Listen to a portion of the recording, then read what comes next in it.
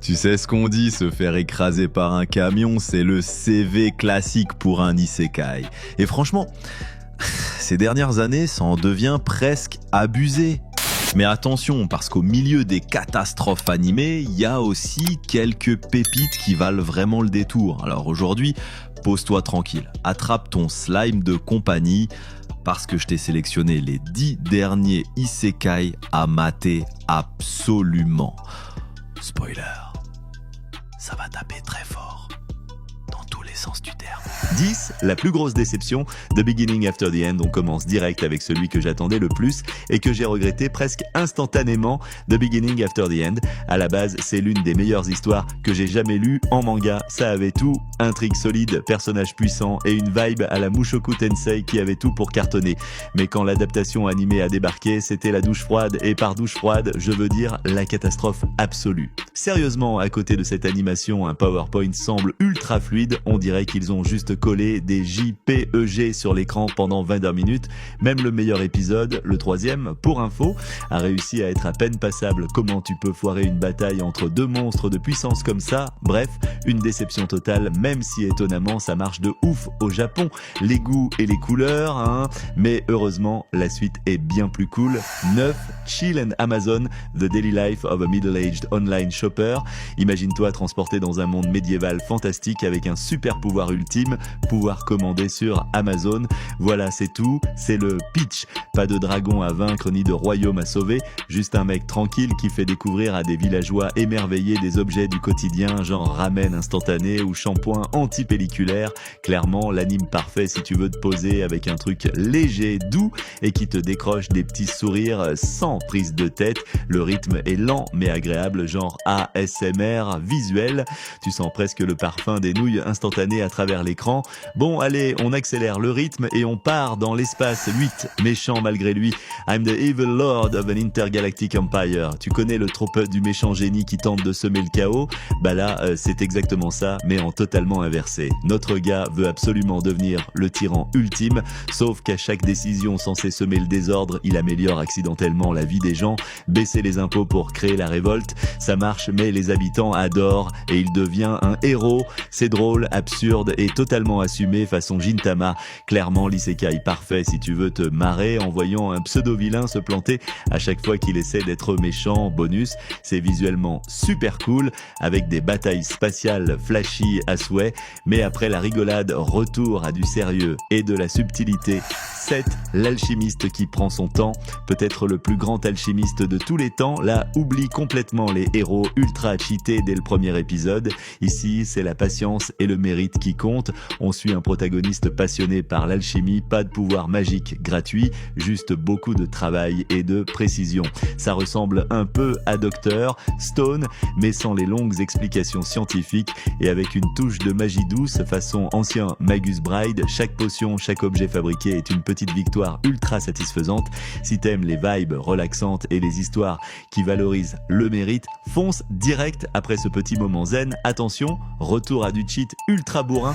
6, Chill and OP, Chilling in Another World with Level 2, Super Cheap Powers. L'histoire, un mec invoqué dans un monde fantastique qui se fait jeter parce qu'il semble trop faible, mais évidemment tu connais la chanson, son pouvoir niveau 2 est complètement abusé, mais ce qui fait vraiment kiffer, c'est qu'il s'en fout royalement. Il veut juste être tranquille, pas de vengeance dramatique, juste du fun assumé.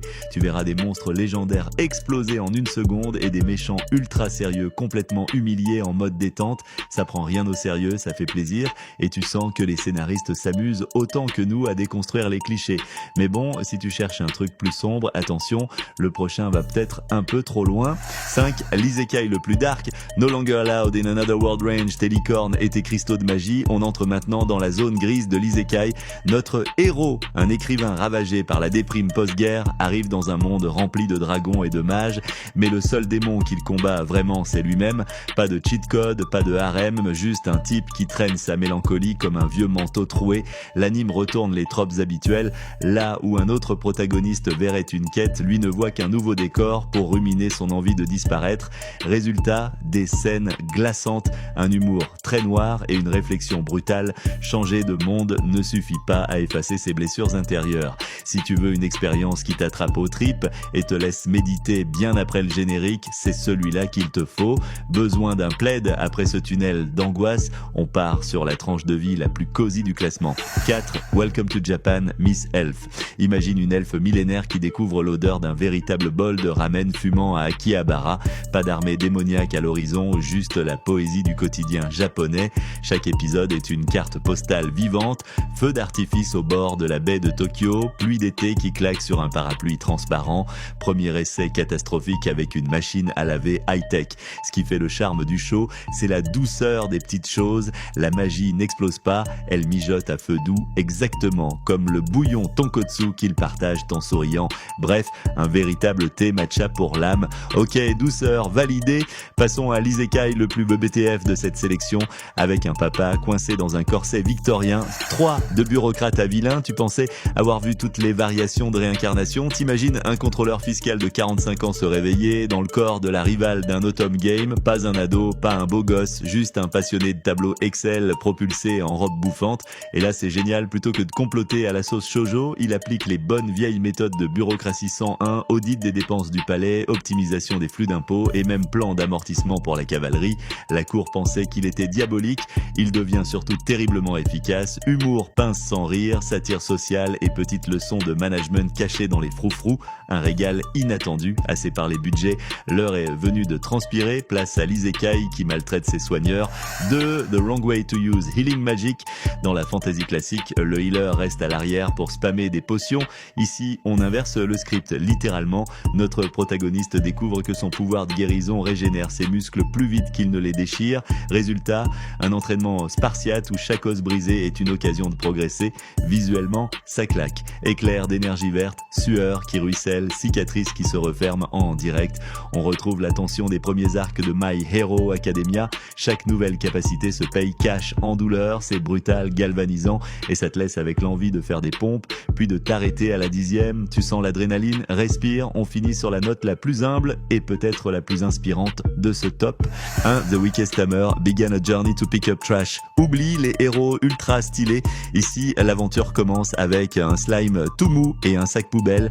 Notre héroïne est cataloguée incompétente dès la naissance, pas question de sauver le royaume. Elle cherche juste un endroit où dormir sans se faire chasser. Et pourtant, petit à petit, elle transforme des rebuts en ressources. Peau de monstre cousue en manteau, bout de ficelle changé en pièges ingénieux. Chaque trouvaille est un message. La vraie force, c'est de savoir valoriser ce que les autres jettent.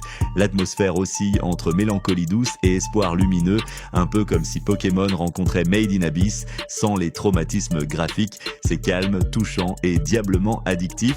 Conclusion. Voilà, c'était notre tour d'horizon des isekai les plus marquants du moment, du plus cringe au plus cosy.